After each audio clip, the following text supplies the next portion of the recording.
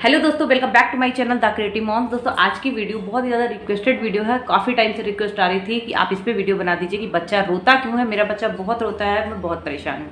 ठीक है, तो आज इस पूरी वीडियो में हम लोग जानेंगे बच्चा रोता क्यों है। देखिए, बच्चों की उम्र के हिसाब से भी रीज़न अलग अलग हो सकते हैं। जैसे एक छोटे बच्चे की बात करूँ, 2 से 3 महीने के बच्चे की बात करूँ, तो रात रात भर रोता है क्यों? क्योंकि उसको कॉलिक पेन हो रहा होता है, उसको अपनी उसकी अलग प्रॉब्लम है। ठीक है, फिर बच्चा थोड़ा और बड़ा होता है, वो इरिटेट होता है, चीज़ों को पकड़ना है उसे, नहीं वो उतना जा पा रहा है तो इरिटेट हो के रोता है। तो हर एक बच्चे का जो लेवल होता है वो रोने का अलग होता है। लेकिन आज मैं जो आपके साथ वीडियो शेयर कर रही हूँ, वो मैं वीडियो शेयर कर रही हूँ 2 साल से ऊपर वाले बच्चे को, कि क्यों रोते हैं बच्चे। ठीक है, 2 साल से ऊपर मतलब 3 साल, 4 साल, 5 साल तक के बच्चे हैं और कई बार रोने लग जाते हैं, बहुत ज़्यादा अगर रोते हैं तो क्यों रोते हैं, क्या क्या कारण हो सकता है।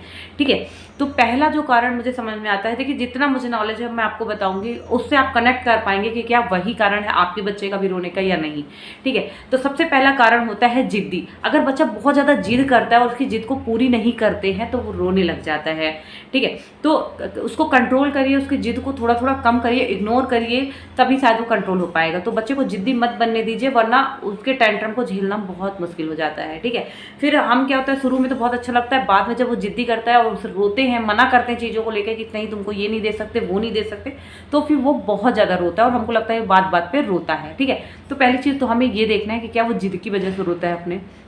फिर आते दूसरी तरफ, दूसरी चीज़ होती है, देखो बच्चों में हम चूँकि आजकल की ज़्यादातर फैमिलीज होती है न्यूक्लियर फैमिली में रहती है, बहुत कम लोगों से मिलना होता है और बहुत कम इंटरेक्शन होता है। हम एक दूसरे के घर बहुत जल्दी से बच्चों को नहीं भेज पाते हैं। हमारे बचपन की बात अलग थी, हम लोग आधे टाइम तो पड़ोसियों के घर मतलब बैठ के खेलते हुए हमारा टाइम निकल जाता था। लेकिन आज का माहौल ऐसा बिल्कुल नहीं है, ना तो बॉयज़ को ना तो गर्ल्स को हम किसी को भी दूसरे के घर नहीं भेज पाते हैं। बहुत ही 1-2 सेलेक्टेड जगह होगी जहाँ बच्चों को मतलब सेफली सोचे कि हाँ मेरा बच्चा चलो खेल रहा है, कोई टेंशन में अपने घर पे हूँ।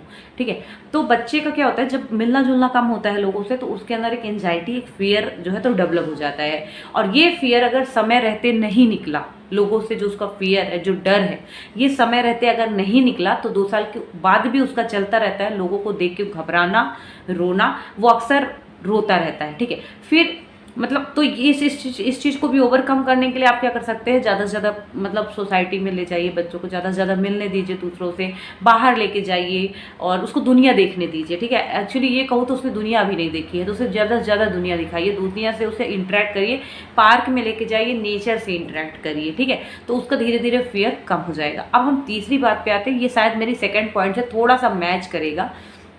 जो तीसरा मेरा पॉइंट है वो कॉन्फिडेंस की कमी। जब बच्चा देखो फियर होगा तो कहीं ना कहीं उसके अंदर कॉन्फिडेंस की भी कमी आती है। ठीक है, और बच्चे के अंदर अगर कॉन्फिडेंस की कमी है, अगर बच्चा सामने वाले से नहीं बोल पा रहा, कोई भी काम करने में हम उसको बार बार टोकते हैं, देखो तुमसे नहीं होगा, तुमसे नहीं बनेगा, ये काम तुम अच्छे से नहीं करते, जब बार बार हम उसे टोकते हैं तो उसके अंदर कॉन्फिडेंस की कमी आती है। वो बता नहीं पाता आपको कि आप उसके अंदर कॉन्फिडेंस की कमी है, लेकिन बच्चा ये फील करता है, उसे लगता है कि मैं नहीं कर पा रहा हूँ, तो वो इरिटेट होता है, अंदर ही अंदर वो रोता है। और यही उसके चेहरे पे भी हमेशा डरा सहमा, कॉन्फिडेंस की कमी, वही उसके रोने का कारण भी होता है। और अगर इस टाइप की चीज़ें हैं तो बच्चे को आप हमेशा पॉजिटिव लेके चलिए, उसको किसी तरह का डर मत दिखाइए कि देखो मैं ये कर दूंगी, वो कर दूंगी, तुम स्कूल नहीं जाओगे तो मैं मैडम से बता दूंगी, तुम होमवर्क नहीं करोगे तो पापा से बता दूंगी घर आएंगे। नहीं, बच्चों को फियर मत डेवलप करिए। तुम खाना नहीं खाओगे तो कमज़ोर हो जाओगे, खाना नहीं खाओगे ये मत बोलिए, खाना खाओ तो तुम अच्छे हो जाओगे बेटा, तुम्हारी हेल्थ अच्छी होगी। जितना हो सके आप अपने सेंटेंस को पॉजिटिव वे पे लेते चले जाइए। दूसरा काम, कॉन्फिडेंस को अगर बढ़ाना है, बच्चा कॉन्फिडेंस की वजह से रो रहा है, तो बच्चे को अपना काम खुद करने दीजिए। अगर बच्चा 2 साल का है, आपको पता है कि पानी ग्लास का मैंने रख दिया है तो उठा के पी सकता है, तो आप उसके मुंह तक मत ले जाइए। समझ रहे हैं आप मेरी बात को? अगर आपको लगता है कि बच्चा, एक आप कुशन भी वहाँ रखा है आपको चाहिए, तो अगर बच्चा उठा के दे सकता है आपको, तो बोलिए कि हाँ बेटा वो मुझे दे दो।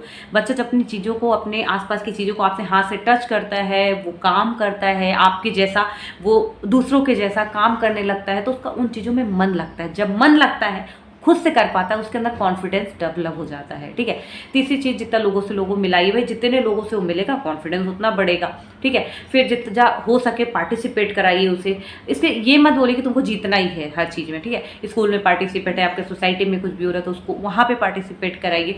और ये चीज़ में कभी मत बोलिए तुमको जीतना है इसलिए करना है। ठीक है, तुमको सिर्फ करना है, इंजॉय करना है। ठीक है, तो ये सब छोटी छोटी चीज़ें हैं जिससे बच्चे का कॉन्फिडेंस डेवलप होता है, तो वहाँ से बच्चा हो सकता है कि आपका रोना कम कर दें। फिर देखो मैंने सारे पॉइंट्स लिख के रखे क्योंकि ये बहुत रिक्वेस्टेड वीडियो थी और मैं चाहती थी कोई भी पॉइंट मिस ना हो, ठीक है। फिर इसके बाद जो है तो मुझे एक चीज़ लगती है, हो सकता है बच्चे की कई बार तबीयत खराब होती है, इसलिए बच्चा बहुत ज़्यादा इरिटेट होता है, और ये हो सकता है कई टाइम से चल रहा हो। कई बार होता है कि देखो हम लोग को समझ नहीं आता, बच्चे को फीवर भी नहीं है, कुछ भी नहीं है, कई बार हम बोलते हैं बच्चा खाना नहीं खा रहा है, खाना नहीं खा रहा है, होता है, अक्सर होता है मदर के साथ, ठीक है। तो हम क्या करते हैं, हम बच्चे को पीछे पड़ जाते हैं कि नहीं तुम खाना खाओ, खाना खाओ। हम कभी ये चीज़ नहीं सोचते कि हो सकता है उसकी भी कुछ प्रॉब्लम हो, उसकी भी तबीयत खराब हो सकता है, उसको अंदर से खाने की इच्छा नहीं हो, और बच्चा इरिटेट होता चला जाता है इस चीज़ को लेकर, हम उसके खाने के पीछे पड़ जाते हैं। जनरली ये प्रॉब्लम होती है, ठीक है। फीवर है, हमें पता चल जाता है, ठीक है, बहुत सारी चीज़ें होती है। बच्चे कई बार सर्दी खांसी हो रही है, उनको अंदर से स्टार्ट हो रही है, बहुत इरिटेट हो रहे हैं, तो बता नहीं पाते, हमें पता भी कब चलता है, एक आध दिन बाद, लेकिन बच्चा वो 2-3 दिन बहुत ज़्यादा इरिटेट होता है, रोता है। तो आप ये समझिए कि कहीं बच्चे की तबीयत तो खराब नहीं है, ठीक है। और एक चीज़ मैं आपको बताऊंगी, कभी बच्चा खाना नहीं खा रहा ना, तो प्लीज़ उसके पीछे मत पड़िए। अगर बच्चा खाना नहीं खा रहा, आप उसको छोड़ देंगे ना, हो सकता है वो रिकवर कर जाए, उसकी बॉडी अपने आप हील कर जाए और बच्चा अच्छे से खाने लग जाए। तो ये चीज़ आप कभी मत करिएगा। अगर बहुत लंबे टाइम तक वो नहीं खा रहा तो आप डॉक्टर से कंसल्ट जरूर करिए कि क्या प्रॉब्लम है। लेकिन मतलब होता है कि जैसे हम बच्चों को बहुत इरिटेट कर देते हैं, वो चीज़ आपको नहीं करना है, ठीक है। फिर एक चीज़ मुझे जो लगती है वो होती है क्वालिटी टाइम। देखो मदर हो या फादर हो, आज के डेट में बहुत सारे लोग ना बहुत ज़्यादा बिजी हैं। फादर तो ऑलवेज बिजी रहते ही हैं, आजकल मदर भी जॉब करती है, कुछ ना कुछ काम करती है, तो हमें सब बिजी रहती हैं। तो बच्चे को क्वालिटी टाइम हम कम दे पाते हैं, जिसकी वजह से बच्चा बहुत ज़्यादा एक तो हमसे दूर हो जाता है थोड़ा सा, ठीक है। बच्चे को देखो बचपन है उसका, जितना टाइम हम उसको आज देंगे उतना ही वो खिल के निखर के आएगा। आप समझो एक छोटा सा पौधा है, जितने अच्छे से हम उसको पानी देंगे, उसकी केयर करेंगे, वो इतना अच्छा ही जल्दी से बड़ा होगा, ग्रो होगा, चमकदार पत्तियां होंगी उसकी। आप समझो इस बात को। फिर बड़ा हो जाएगा ना जब, फिर एक दिन 2 दिन आप पानी नहीं भी देंगे, ठीक है, आप उसको नहीं भी ध्यान देंगे, वो सर्वाइव कर जाएगा। आप समझो बच्चा है, तो आपको क्वालिटी टाइम देना बहुत ज़रूरी है। आप क्वालिटी टाइम क्या होता है? क्वालिटी टाइम होता है बच्चे के साथ अपना एक स्पेसिफिक टाइम देना। कई लोग क्या होता है, बच्चे को बिठा लिया, बच्चा खेल रहा है, उसको लग रहा है हम बच्चे के साथ हैं, हम क्वालिटी टाइम दे रहे हैं, हम मोबाइल पे लगे हुए हैं, ठीक है, मोबाइल चला रहे हैं, बच्चा खेल रहा है, हम क्वालिटी टाइम दे रहे हैं, हम बच्चे को टाइम दे रहे हैं, हम बच्चे को शॉपिंग पे लेके जा रहे हैं, हम बच्चे को टाइम दे रहे हैं। क्यों? हम बच्चे को टाइम नहीं दे रहे हैं, हम उन बड़ी बड़ी कंपनीज को टाइम दे रहे हैं जो स्मॉल पे बैठी हुई हैं अपना प्रोडक्ट लेके। हम बच्चे को क्वालिटी टाइम नहीं दे रहे हैं। हम बच्चे को क्वालिटी टाइम तब दे रहे हैं जब बच्चा हमारे साथ प्लेफुल होके खेल सकता है, उसका पूरा कंसंट्रेशन हमारे ऊपर, हमारा पूरा कंसंट्रेशन बच्चे के ऊपर, भले ही वो दिन भर का 10 मिनट हो। आप आई थिंक मेरी बात अच्छे समझ पा रहे होंगे। तो जब पेरेंट्स का जो मतलब टाइम होता है, जब बच्चे को मिलता है क्वालिटी टाइम, तो वो अपने आप ही निखरता चला जाता है, उसका कॉन्फिडेंस भी डेवलप होगा, उसकी हेल्थ भी अच्छी होगी, जिद भी नहीं करेगा। अगर आप उसको क्वालिटी टाइम देते हैं ना, तो बच्चा बहुत अच्छे से आपको अंडरस्टैंड करने लगता है। फिर आप जो चीज़ समझाते हो बच्चा सब कुछ समझता है, राइट। फिर एक चीज़ मुझे लगती है वो है ये कि बोरिंग। भाई बच्चा बोर अगर होगा तो वो रोएगा ही। तो क्या होता है, जब हम बच्चा धीरे धीरे बड़ा होता है ना, तो टाइम के साथ देखो ब्रेन हमारा डेवलप होता है उसी चीज़ से, ठीक है। अगर बच्चा छोटा है तो वो एक लेवल तक उसे हर चीज़ चाहिए। जब बच्चा बड़ा होता है, हम क्यों बच्चे का एडमिशन स्कूल में कराते हैं? 2.5 साल होते ही बच्चे का एडमिशन स्कूल में करा देते हैं।